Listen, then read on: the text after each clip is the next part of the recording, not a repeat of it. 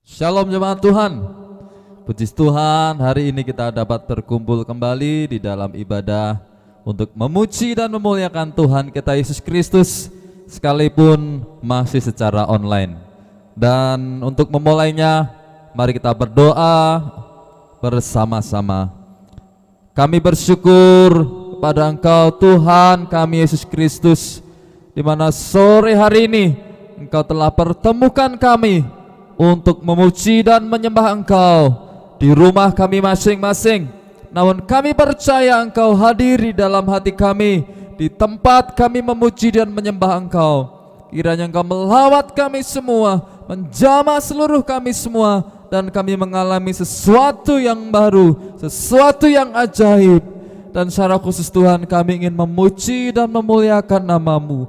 Engkau yang layak diagungkan, Engkau yang layak ditinggikan, Tuhan kami Yesus Kristus. Haleluya, haleluya, amin. Mari kita memuji dan menyembah Tuhan, sebab Tuhan layak dipuji dan disembah. Kita menyanyikan pujian, layaklah Engkau Tuhan dipuji dan disembah. Segala bangsa akan memuji dan menyembah-Mu Tuhan. Besar dan ajaiblah karya-Mu, agung Tuhan, karya-Mu yang besar. Kau layak terima puji hormat. Kami mau sujud menyembah-Mu Tuhan. Haleluya, haleluya. Pujilah Kau Tuhan.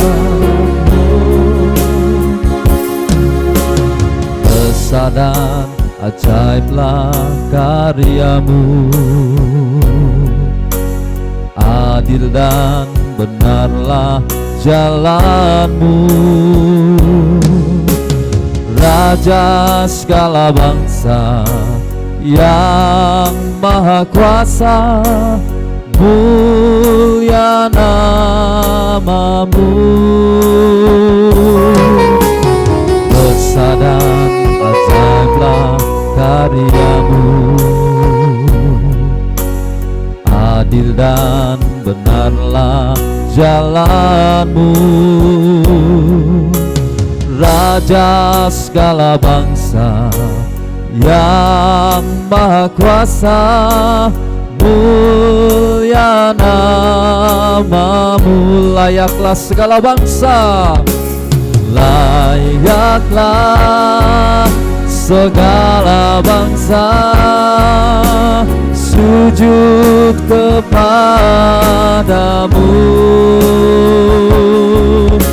Sebab Kau Allah yang kudus, layak disembah. Layaklah segala bangsa, layaklah segala bangsa sujud kepadamu.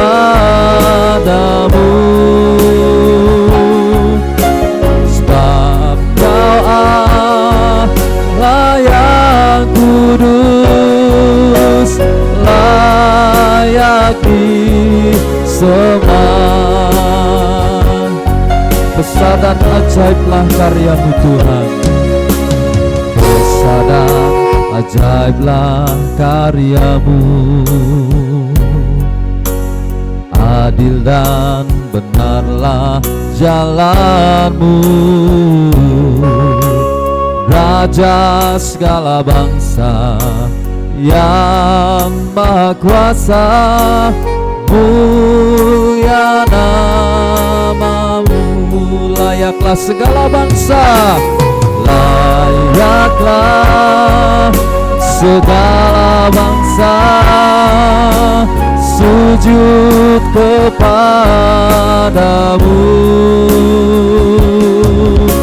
Sebab Kau Allah yang kudus, layak disembah. Layaklah segala bangsa, layaklah segala bangsa sujud kepadamu. Sebab Kau Allah yang kudus, layak disembah, sebab Kau Allah yang kudus, sebab Kau Allah yang kudus, layak disembah. Kau Allah yang kudus, sebab Kau Allah yang kudus, layak disembah. Mari sembah Tuhan, tinggikan Dia, puji Dia dengan ucapan syukur, dengan nyanyian hati kita. Kau yang layak disembah, Kau yang layak ditinggikan. Haleluya. Engkau yang besar, Engkau yang agung, Engkau yang dahsyat, Tuhan kami Yesus, layak terima glory. Hosana, Hosana bagi Sang Raja, bagi Tuhan kami. Engkau yang layak terima pujian. Glory, glory, haleluya. Terima kasih Tuhan, Engkau besar, Engkau agung. Mari kita lebih lagi memuji Dia. Layaklah segala bangsa, layaklah kita terus memuji Tuhan. Haleluya. Terima kasih Tuhan. Layaklah segala bangsa sujud kepadamu, sebab Kau Allah yang kudus, layak disembah, sebab Kau Allah yang kudus, sebab Kau Allah yang kudus, layak disembah, sebab Kau Allah yang kudus, sebab Kau Allah yang kudus, layak disembah.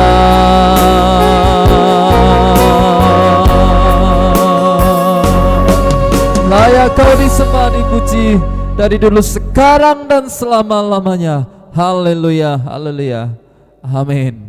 Bapak Ibu sekalian, mari kita lebih lagi memuji dan menyembah Tuhan dan menaikkan ucapan syukur kita. Kita angkat pujian. Segala puji syukur hanya bagi-Mu Tuhan. Soraklah haleluya, haleluya. Puji Tuhan, Dia Tuhan yang sungguh baik. Makanya kita harus mengucap syukur dengan pujian ini dan dengan bersemangat. Haleluya. Segala puji syukur hanya bagi-Mu Tuhan, sebab Kau yang layak dipuja. Kami mau bersorak, tinggikan nama-Mu. Haleluya. Segala puji syukur, segala puji syukur hanya bagi-Mu Tuhan, sebab Kau yang layak dipuja.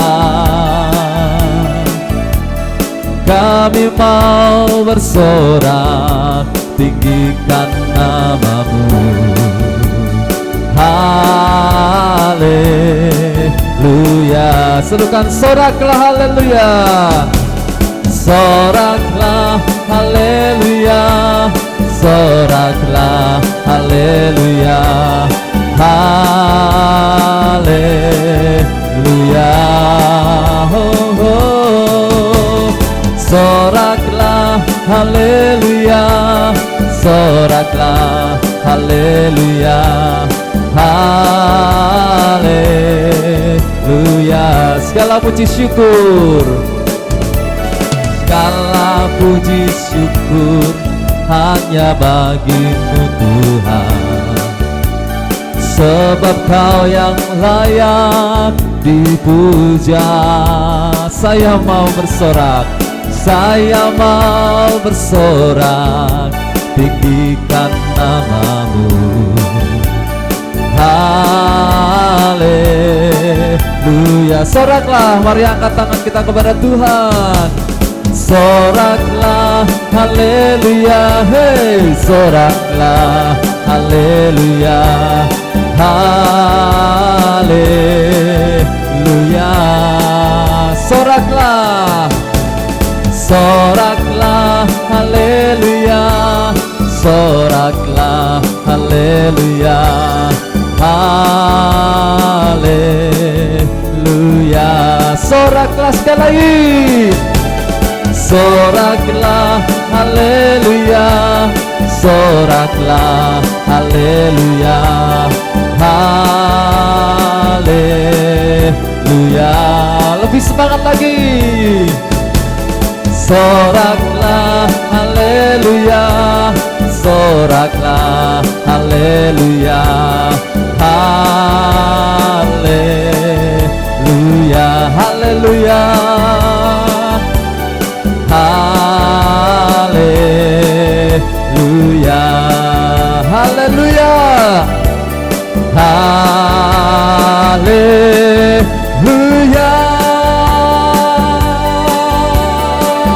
Puji Tuhan, berikan tepuk tangan yang terbaik buat Tuhan kita. Dia ajaib dan luar biasa. Tiba saatnya kita akan mendengarkan firman Tuhan. Mari Bapak Ibu yang dikasihi Tuhan Yesus Kristus, kita siapkan hati kita. Kita angkat pujian. Kau berfirman dan selamatkanku. Kau berfirman, Kau sembuhkanku. Sabdamu Tuhan memberi kekuatan. Sabdamu Tuhan memberi keselamatan baik tubuh dan jiwa kami. Firman-Mu kami rindukan. Kami percaya tiada yang mustahil bagi kami bersama dengan Engkau Tuhan. Haleluya. Oh, apapun yang terjadi,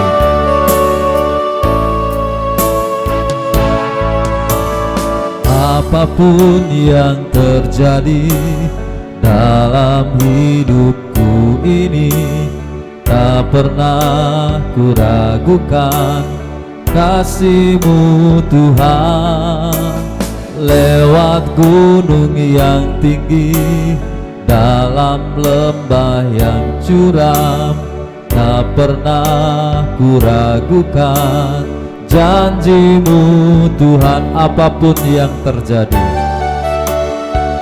haleluya. Apapun yang terjadi dalam hidupku ini, tak pernah kuragukan kasih-Mu Tuhan.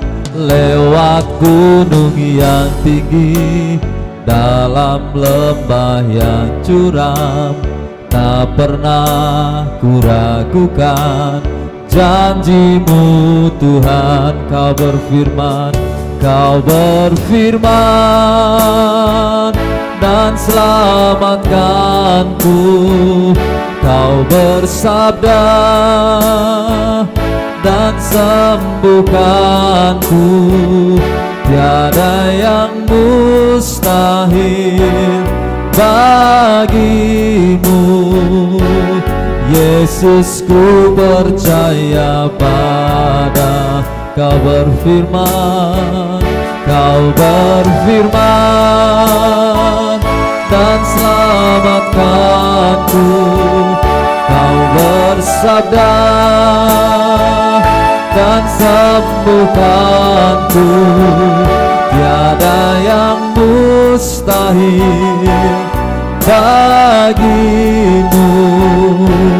Yesus, ku percaya pada Yesus, ku percaya.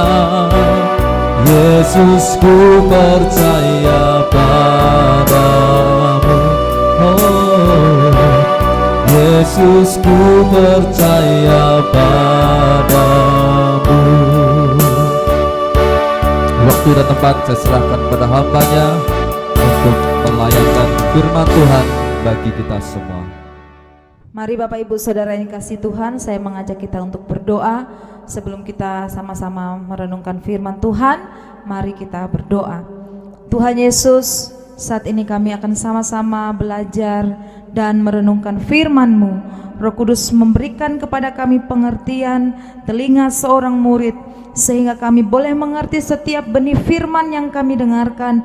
Bahkan firman-Mu akan membuat iman kami semakin bertumbuh dewasa di dalam Engkau. Segala kuasa kegelapan roh jahat di udara dengan berbagai cara dan tipu daya berusaha untuk mencuri firman-Mu, kami bersepakat, kami patahkan, hancurkan di dalam nama Tuhan Yesus.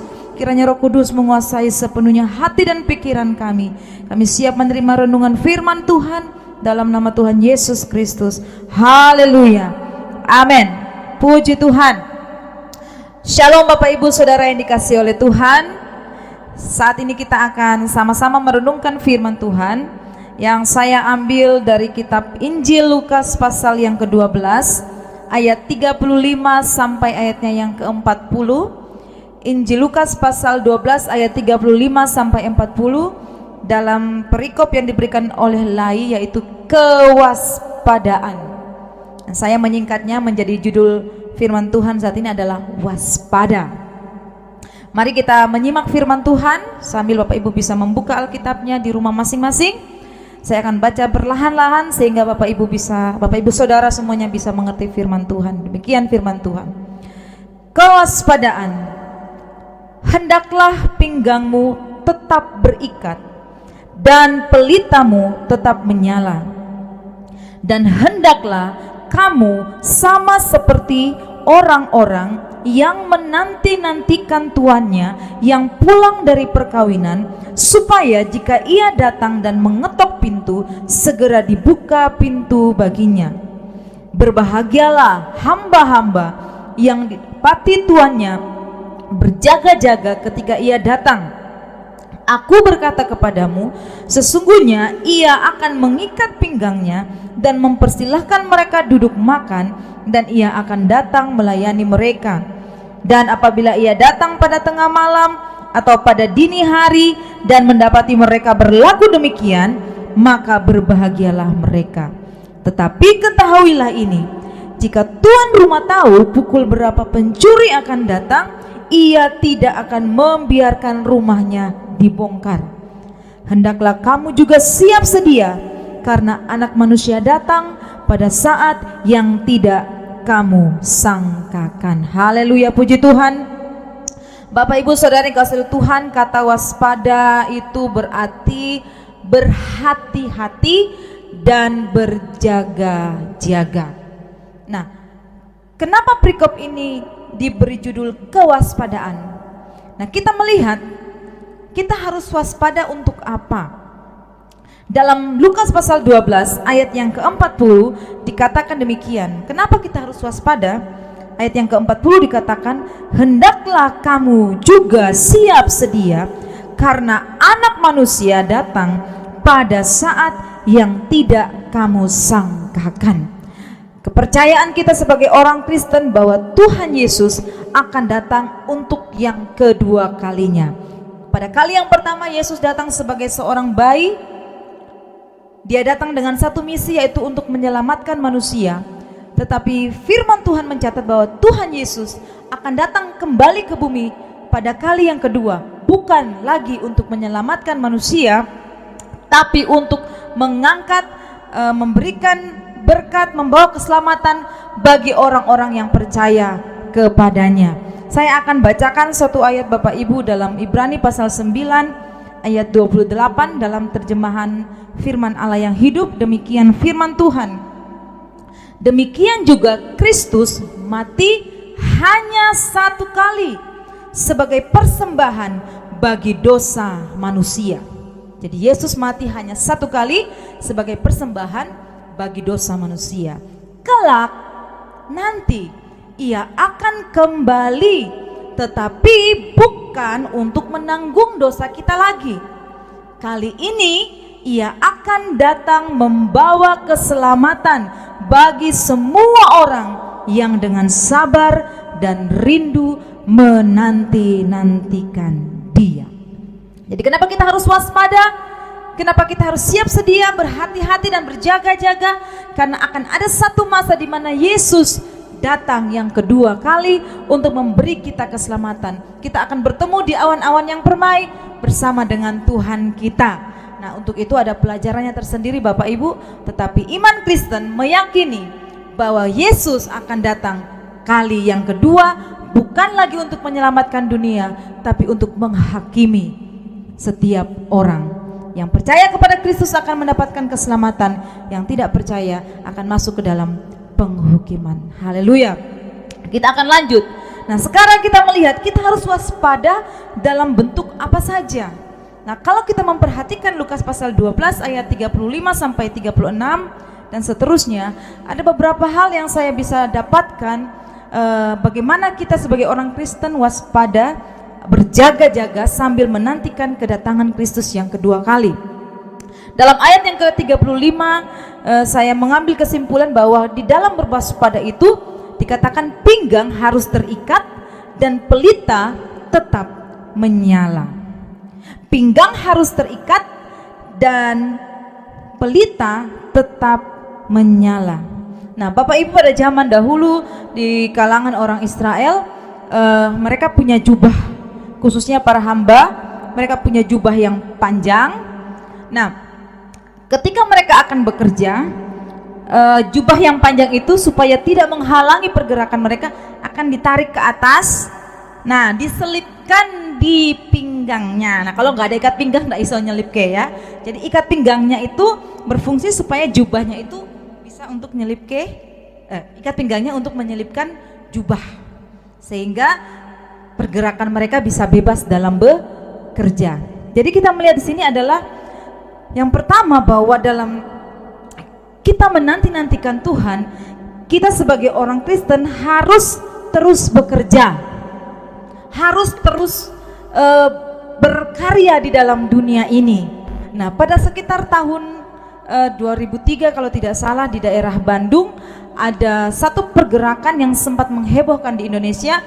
Satu gerakan yang dipimpin oleh seorang pendeta yang aliran dari satu aliran, kalau tidak saya lupa nama gerakannya, tetapi aliran ini mengatakan bahwa tanggal 10 November 2003 kalau tidak salah, mereka katakan Tuhan akan datang yang kedua kali, sehingga hamba Tuhan ini mengajak seluruh pengikutnya untuk menjual segala sesuatu yang mereka miliki, berkumpul di satu tempat di namanya Balai Indah kalau tidak salah, dan di situ mereka berdoa, menangis sambil berkata, Tuhan datanglah, Yesus datanglah, gitu ya. Tetapi yang datang bukan Tuhan Yesus, yang datang adalah aparat kepolisian. Nah, akhirnya dibawalah ke penjara sang pemimpin aliran ini. Kemudian beberapa pengikutnya ditanyakan apa yang terjadi selama ini. Kemudian ada beberapa orang yang berkata, iya, harta kami disuruh dijual ya, karena kami harus fokus dengan Tuhan. Ada yang berkata juga, saya dibilang harus berhenti kerja, jadi saya berhenti dari pekerjaan saya. Nah, ini konsep yang salah di dalam menanti-nantikan Tuhan ya. Dalam kita menanti-nantikan Tuhan, hendaklah pinggang kita selalu terikat. Artinya apa? Kita sebagai orang Kristen di tengah-tengah dunia ini harus bekerja, harus tetap berusaha. Kita nggak bisa hanya berdoa kemudian meminta Tuhan menolong kita. Kita nggak bisa lepas dari masalah ekonomi kita kalau kita hanya berdoa. Memang doa itu yang utama Bapak Ibu. Doa adalah dasar dari segala sesuatu. Tetapi firman Tuhan berkata iman itu bekerja bersama-sama dengan perbuatan kita. Seperti anak-anak SD saya tanya, kamu berdoa supaya apa? Supaya pintar. Tapi kalau ujian tidak mau belajar, main HP gitu ya, TikTokan gitu ya. Kira-kira kalau nilainya jelek, itu Tuhan tidak menjawab doa atau bagaimana? Gitu ya. Ya, itu yang salah siapa? Jadi selama kita hidup di dunia, orang Kristen, kita ini harus jadi orang yang suka bekerja. Tuhan sendiri mengatakan, firman Tuhan mencatat, orang yang tidak bekerja, dia jangan makan. Itu teguran yang keras bagi anak Tuhan. Anak-anak Tuhan, orang percaya, kita harus jadi orang yang rajin, yang semangat bekerja di dalam kehidupan kita. Hanya orang yang mau bekerja yang diberkati oleh Tuhan. Amin.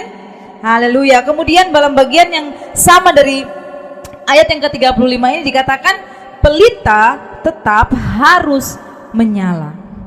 Keberadaan kita di tengah-tengah dunia ini, kita harus menjadi pelita. Kita harus menjadi garam dan terang dunia. Kita harus menjadi teladan bagi orang-orang yang ada di sekitar kita. Lewat hidup kita, mereka mengenal Tuhan Yesus. Dalam beberapa renungan firman Tuhan yang saya sudah bagikan di dalam WA Group, ada satu renungan yang saya bagikan bahwa perbuatan itu berbicara banyak daripada perkataan, ya. Satu perbuatan itu lebih besar dampaknya daripada 1000 perkataan. Satu perbuatan lebih besar. Artinya orang itu akan lebih tertarik kepada kita, akan lebih respect kepada kita ketika mereka melihat kehidupan kita. Jadi pelita kita harus terus menyala dimanapun kita berada. Walaupun kita berada di lingkungan mungkin yang hanya kita sendiri yang Kristen, justru sebenarnya di situ pelita kita harus menyala lebih terang, ya. Di mana lingkungan kita hanya kita sendiri yang mengenal Kristus, pelita kita harus lebih terang. Haleluya. Puji nama Tuhan. Jadi yang pertama, ketika kita berwaspada, berjaga-jaga menantikan Tuhan, kita harus terus bekerja, kita harus terus menjadi garam dan terang dunia. Jadi orang Kristen itu adalah satu tugas yang Tuhan berikan kepada kita. Yang kedua, dalam berwaspada, dalam berjaga-jaga, yang harus kita lakukan dalam ayat yang ke-36 dikatakan, selalu menanti-nanti, tidak kehilangan harapan. Dalam kita menanti-nantikan kedatangan Tuhan, kita tidak boleh merasa putus asa. Kok Tuhan tidak datang? Kok Tuhan nggak datang? Kok Tuhan nggak datang? Kalau Tuhan nggak jemput kita, ya kita yang dijemput Tuhan nanti ya. Ya, jadi kehidupan kita ini selalu harus percaya bahwa janji ini pasti digenapi. Kalaupun tidak tergenapi sekarang, nanti kita akan lihat firman Tuhan dalam kitab lain mengatakan bahwa sebab di hadapan Tuhan satu hari sama dengan 1000 tahun, dan apa yang dipikirkan Tuhan tidak seperti apa yang dipikirkan manusia. Itu pembahasan yang lain. Tetapi kita harus percaya, terus menanti-nantikan bahwa Kristus pasti akan datang yang kedua kali, dan kita harus terus hidup dalam penantian. Kita harus hidup terus dalam pengharapan ini. Karena apa yang terjadi ketika Kristus datang yang kedua kali, Bapak Ibu, saya sampaikan secara sederhana bahwa ketika Kristus datang yang kedua kali, firman Tuhan mencatat yang pertama, orang-orang yang mati di dalam Kristus, dia akan bangkit, bertemu Tuhan di awan-awan. Dan yang kedua, kita yang masih hidup ketika Kristus datang yang kedua kali, kita akan diubahkan secara sekejap mata dengan tubuh yang baru dan bersama-sama dengan Tuhan. Jadi ketika Kristus datang yang kedua kali, orang-orang percaya yang sudah mati, dia akan terangkat terlebih dahulu, kemudian kita yang masih hidup, kita kemudian akan ikut terangkat bersama dengan Tuhan di awan-awan.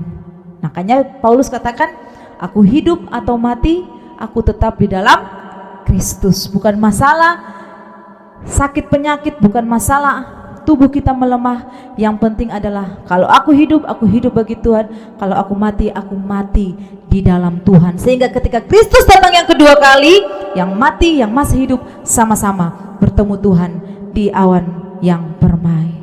Jadi jangan kehilangan pengharapan. Harus terus menanti-nanti kedatangan Tuhan. Yang selanjutnya, apa berkat yang akan kita terima ketika kita menanti-nantikan, tidak kehilangan pengharapan kepada Tuhan? Dalam ayat yang ke-37 dan ayat 38 ada satu kunci perkataan di sana adalah berbahagia. dalam terjemahan lain dikatakan diberkati, yang dalam terjemahan lain juga dikatakan beruntung, bersukacita. Orang-orang yang menanti-nantikan tuannya datang, dalam ayat 37 sampai 38 itu dikatakan mereka orang yang berbahagia. Karena apa? Ketika tuannya datang dari pesta, pulang ke rumahnya, ketika tuannya masuk ke dalam rumah itu dan dia melihat hamba-hambanya itu siap semuanya, dikatakan hamba-hamba itu berbahagia. Kenapa? Hamba-hamba yang demikian, firman Tuhan katakan dalam ayat 37 dan 38, tuannya itu akan datang melayani mereka. Perhatikan kembali ayat 37 dan 38. Jadi hamba-hamba yang bersiap sedia ketika Tuhannya datang, nanti disuruh duduk sama tuannya yang ganti melayani mereka. Itu berbahagia sekali. Jarang-jarang ada tuan rumah atau apa ya, namanya apa ya kalau tuan mau melayani karyawan gitu ya. Jarang-jarang gitu ya.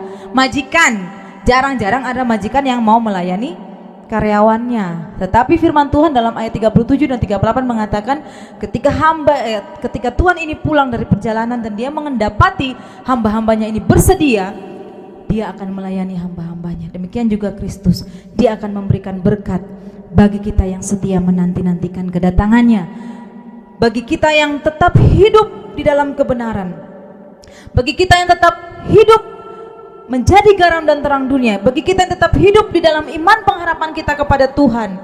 Firman Tuhan katakan kita pun akan menjadi orang-orang yang berbahagia.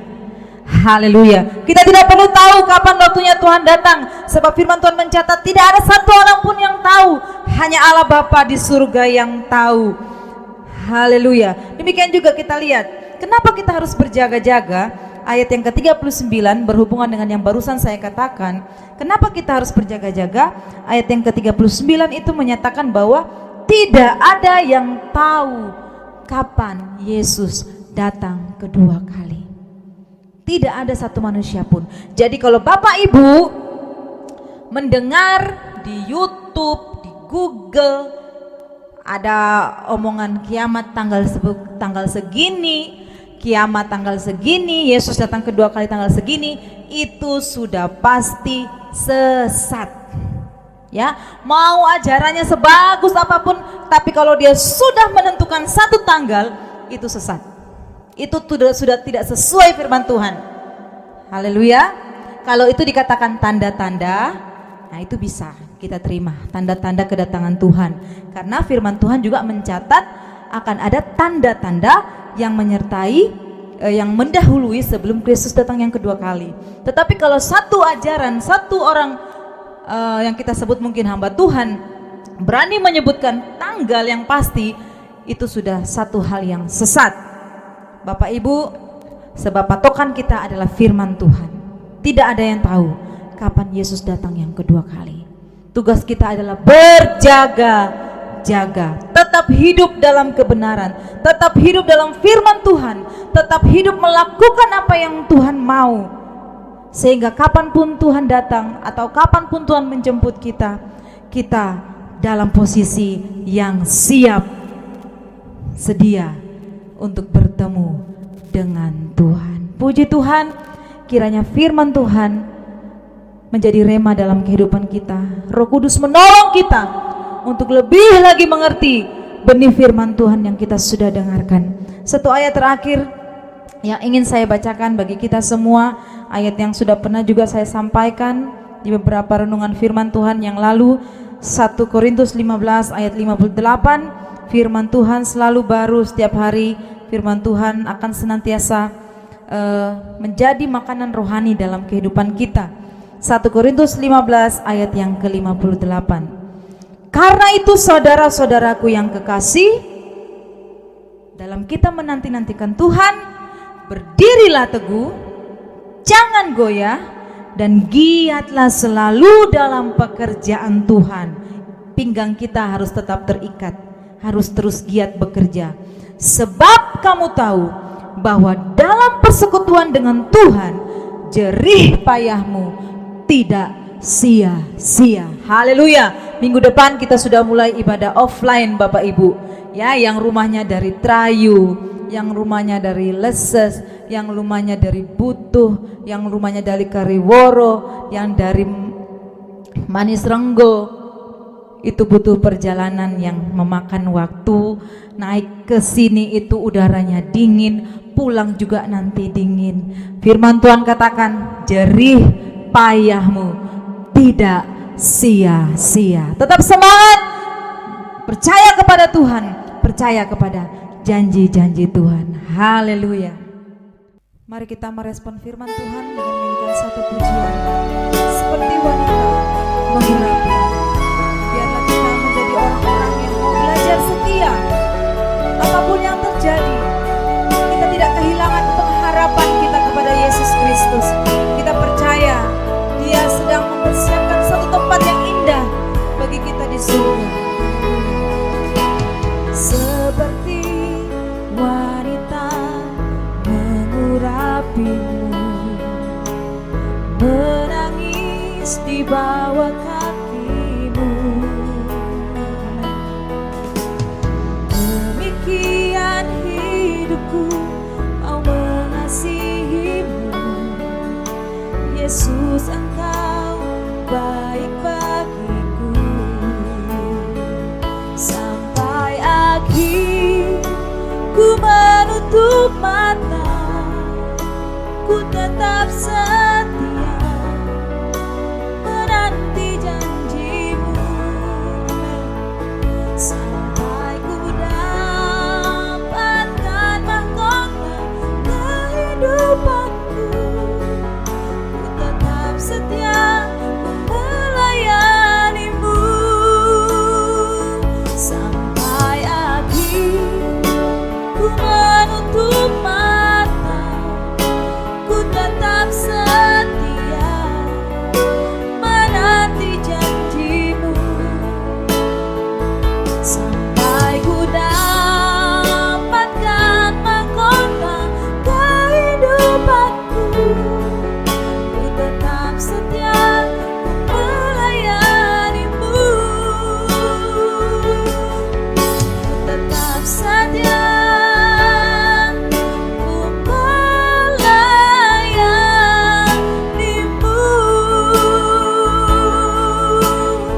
Terima kasih Tuhan. Kami percaya bahwa firman-Mu ya dan amin. Kami percaya satu kali kelak Kau akan datang yang kedua kali untuk menjemput setiap kami orang-orang yang mengasihi Engkau, untuk bersama-sama masuk ke dalam kerajaan surga-Mu yang kudus ya Tuhan. Biarlah Roh Kudus senantiasa menguatkan iman kami, menguatkan kepercayaan kami bahwa Tuhan Yesus pasti akan datang yang kedua kali. Terima kasih Tuhan. Biarlah firman Tuhan menjadi kekuatan dalam hidup kami. Kami mengucap syukur kepada Engkau untuk firman-Mu, tanamkan dalam hati kami. Roh Kudus memberikan pengertian yang lebih lagi untuk setiap benih firman Tuhan yang kami sudah dengarkan. Dalam nama Tuhan Yesus. Haleluya. Amin. Haleluya, puji Tuhan. Bapak Ibu Saudara yang dikasihi oleh Tuhan, pengumuman gereja yang pertama, puji Tuhan, minggu depan, minggu pertama September, kita akan memulai kembali ibadah offline. Jadi mulai minggu depan kita tidak lagi beribadah secara online seperti ini, tapi Bapak Ibu bisa kembali datang beribadah bersama-sama di gereja pada hari Minggu pukul 16 atau jam 4 sore seperti biasanya. Jadi diingat-ingat, minggu depan kita sudah beribadah kembali secara offline atau beribadah bersama-sama di gereja. Persiapkan diri dengan baik, karena dalam ibadah tersebut kita akan melakukan perjamuan kudus. Ya, persiapkan segala satunya dengan baik supaya berkat Tuhan dicurahkan dalam hidup kita. Jangan lupa kalau ada saudara, tetangga yang kita tahu, kita kenal, kita ajak bersama-sama untuk beribadah bersama dengan kita. Tetap menerapkan protokol kesehatan. Jangan lupa pakai masker dari rumah ya. Nah, di gereja sudah disediakan sanitizer dan masker kalau yang nggak bawa, tapi dari rumah juga harus mempersiapkan. Jadi kita beribadah tetap menerapkan protokol kesehatan. Ya, kita terus berdoa supaya Indonesia semakin mengalami pemulihan. Kemudian doakan juga rencana yang akan dilaksanakannya baptisan air pada minggu-minggu mendatang. Ada beberapa jiwa yang akan dibaptis dalam air sebagai ikrar mereka kepada Kristus. Kalau masih ada di antara jemaat yang juga ingin mengikuti baptisan air, bagi yang belum mengalami baptisan air bisa menghubungi Bapak Gembala Sidang. Kemudian keuangan gereja akan disampaikan secara pribadi di dalam WA group, Bapak Ibu bisa menyimak di sana. Demikian pengumuman yang saya sampaikan saat ini, dan kita akan mengakhiri ibadah kita di dalam doa. Mari saya mengajak kita berdoa bersama-sama. Tuhan Yesus, terima kasih. Di akhir ibadah ini kami bersyafaat menyerahkan bangsa kami Indonesia. Kiranya Tuhan semakin memulihkan bangsa kami, Tuhan semakin memulihkan negeri kami. Segala hal-hal yang tidak baik di negeri kami ini kiranya dilalukan oleh Tuhan. Engkau membangkitkan umat-umat Tuhan yang senantiasa mau berdiri bersyafaat untuk keselamatan negeri ini, seperti Abraham yang bersyafaat untuk kota Sodom dan Gomora. Kami juga ingin menjadi orang-orang Kristen yang berdiri di negeri ini untuk keselamatan bangsa kami. Tuhan Yesus, berkatilah bangsa kami dengan hujan keselamatan, dengan hujan pertobatan. Jiwa-jiwa baru diselamatkan menjadi milik Tuhan. Secara khusus di daerah Manis Renggoa Klaten ini Tuhan, semakin banyak jiwa yang bertobat menerima Yesus sebagai Tuhan Juru Selamat. Orang-orang yang sudah lama meninggalkan Tuhan, mereka kembali kepada Tuhan. Orang-orang yang pernah mendengarkan Injil Kristus, telinga rohani mereka dibukakan, mata iman mereka dibukakan, sehingga mereka semua boleh menerima Engkau sebagai Tuhan dan Juru Selamat. Berkati seluruh jemaat Tuhan, sepanjang minggu ini mereka akan bekerja di sawah, di ladang. Oh Tuhan, yang berdagang Tuhan, Engkau memberkati semuanya. Yang bekerja di kantor semuanya Tuhan memberkati usaha mereka. Apa yang mereka kerjakan Tuhan buat berhasil dan beruntung. Engkau mencukupkan setiap kebutuhan hidup mereka, setiap hal-hal yang harus mereka cukupi, hal yang harus mereka selesaikan. Tuhan campur tangan memberikan pertolongan. Yang sakit Tuhan sembuhkan dengan cara Tuhan yang ajaib. Kami berdoa biarlah seluruh jemaat Tuhan, dari anak-anak kecil, remaja, pemuda, dewasa dan orang tua lanjut usia, semua kami berada dalam perlindungan naungan kasih sayang Tuhan. Terima kasih Bapak, berkati gereja GSJ Air Kehidupan Manis Renggoa ini. Kiranya gereja ini senantiasa boleh menjadi berkat di tengah-tengah lingkungan masyarakat daerah Ngemplak Seneng ini ya Tuhan. Terima kasih Bapak, terima kasih Tuhan Yesus. Mari jemaat Tuhan, kita mengangkat tangan kita di hadapan Tuhan. Biarlah anugerah dan kasih sayang dari Tuhan Yesus Kristus serta pertolongan dan penghiburan dari Allah Rohul Kudus menyertai seluruh kita yang beribadah saat ini, mulai saat ini sampai selama-lamanya. Yesus datang menjemput kita yang kedua kali. Dalam nama Tuhan Yesus kami berdoa. Haleluya. Amin.